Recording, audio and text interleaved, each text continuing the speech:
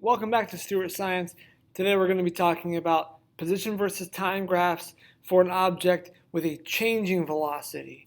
So when we looked at position versus time graphs for an object that was moving at a constant velocity or a steady speed, we saw that we got straight lines. So a diagonal line going up meant the object was moving away from the observer. A diagonal line going down meant the object was moving toward the observer. And the fact that it was a straight line, that the slope was the same the whole time, that steady slope meant that it had a steady speed. So the question becomes, what does a graph look like for the position versus time for an object that's changing its speed, that's speeding up or slowing down? So I'm going to set up an experiment today. I'm going to use a sensor to collect data for us, that way we can see how the graph is made. Now behind me I have a ramp set up, and I'm going to let my car roll down it, and we'll see what happens as it goes.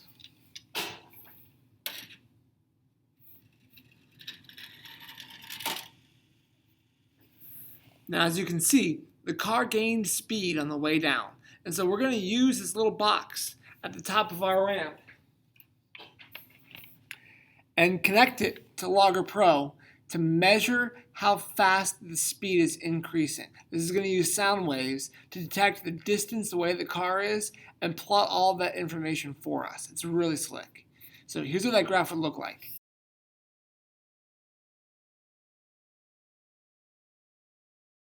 Okay, so here's that graph. As you can see, it starts close to the observer because it started right next to the box, and then it ended up far away. So its position got bigger over time because it was moving away. That's why the line goes up. Now something is different about this compared to the other graphs that we've looked at in the past, and that's the fact that this line is not straight. It's not a constant speed, so you can see that it starts out kind of gentle and gets steeper as the line goes. And like we said before, the steepness of the line shows us how fast the object is moving. It's the distance, the meters over time, seconds, meters per second. So you can see that the slope is getting steeper because the car is gaining speed. It's going from low to high because the car is moving away. This is speeding up, moving away from the observer. Now we're going to move this box that measures the car's distance to the other end of the ramp. So what this means is that our car is still going to be gaining speed because it's rolling down the ramp. But now instead of getting further away from this box, it'll be getting closer to this box over time. And so you're going to see a few differences in our graph, but something will stay the same.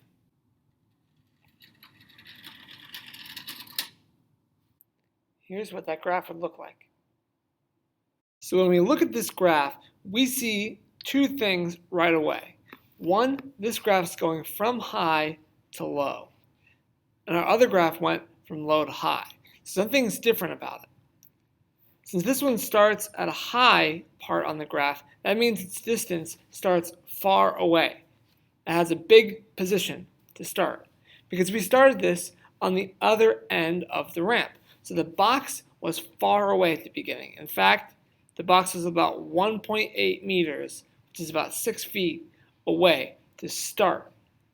Over time, when we let it go, it got smaller and smaller and smaller on the position, meaning the distance between the car and the box got smaller over time. This car is going the other way compared to the other car. Our first car was going away from the observer, which is why the line went up. This car is going toward the observer, which is why the line goes down. You can see it's changing its slope too. So it starts out not very steep here at the beginning for the first half a second, but in the last half of the second, this line is a lot steeper. What that tells us is that our car is gaining speed over time because it's getting steeper over time. So this car would be going toward the observer since it's going down, getting faster because the line's slope is getting steeper. So we're going to have it start by slowing down as it moves away from the observer. So I'm going to put the observer at the bottom of the hill. I'm going to start the car at the bottom of the hill, and I'll give the car a push so that it slows down while it moves away from the detector. Here's what that graph would look like. As you'll notice, it goes from 0.2 meters to over 1.5 meters, meaning it's getting further from our observer. It's moving away from the observer. And if you'll notice too, the slope starts steep and ends not steep, meaning it starts fast and ends slow, and then it ends stopped at the very top of that hill where the slope would be 0. So what this means for us is that this is moving away and slowing down. The last example is what it would look like if the car were moving toward the observer but losing speed. So this time we're going to put our observer at the top of the ramp and give the car a starting push so that it has some starting speed, and then watch the graph as the car slows down. Here's what that graph would look like. So when we look at this graph, we see that it's going down over time. So as time goes on, our distance, our position, shrinks. It gets smaller over time. So this is going toward the observer because the line's going down. Now what's different about this is that it goes from being steep here to being not very steep at the end. So it's fastest at the beginning and slower as it goes. So this would be slowing down because it's getting less steep, going toward the observer because the line's going down. Now we're going to put a graph on the screen and ask you to make a prediction about what the car did compared to the observer to make that graph. So don't forget, there's two pieces you have to think about here. You have to think about whether the car is gaining or losing speed, and you have to think about if the car was going toward or away from the observer.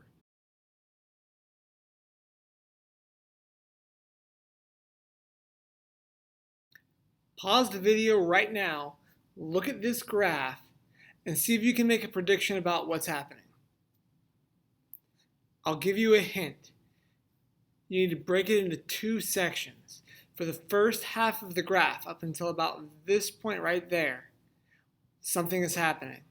But something different is happening in the second half of the graph. So I want you to write down somewhere on a scrap piece of paper, in words, what would the car have to do to make this graph? Here's what I had to do to make that graph.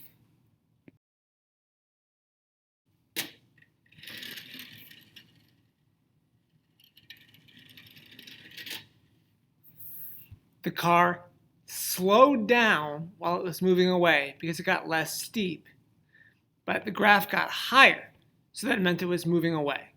For the second half of the graph, it stopped at the very top and then gained speed back toward the observer, which is why the second half of the graph gets steeper but goes downward. I've got one more example for you to try to figure out. So I'll show you the graph, and then you have to make the prediction again about what's happening in that graph. So here's that graph for you. I want to call your attention again to this point right there. Something special is happening in there that makes it different afterward than what came before. So again, you're looking at two different parts of the movement here. This is one thing, this is something else. Make your prediction. So here's what I did to make that graph. It goes down and then back up, meaning it goes toward the observer and then away from it. It starts steep, meaning it starts fast, and it ends steep again, meaning it ends fast. So here's what I did.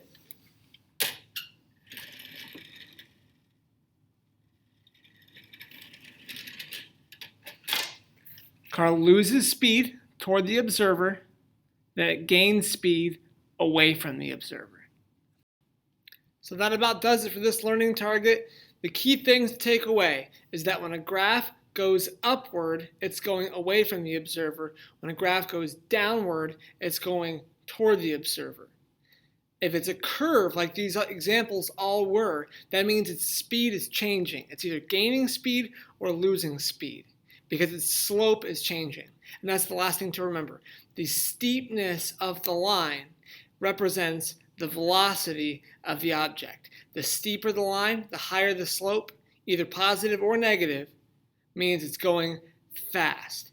As always, as Mr. Stewart, keep learning no matter what.